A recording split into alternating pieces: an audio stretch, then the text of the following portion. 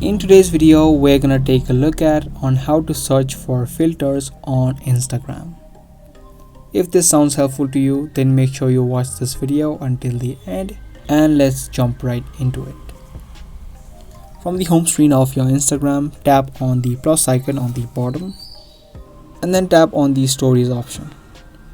After you do that, your stories panel will open up. Now you'll need to swipe left on the bottom where you can see all of these filters being displayed.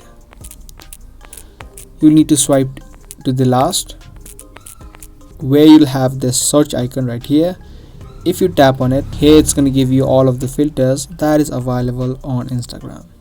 You can see sections such as trending, appearance and many more. Now if you know the name of a particular filter, you can tap on the search icon on the left of this menu and type in the name and search it. Now if you like a particular filter, you can easily tap on it and the filter will be applied.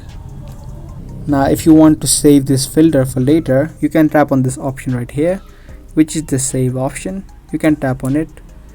You can see that this filter appears on the screen and you don't need to open up the search bar like previously. So I hope this video helped you out. If it did, make sure to give this video a thumbs up and also subscribe to our channel if you haven't already.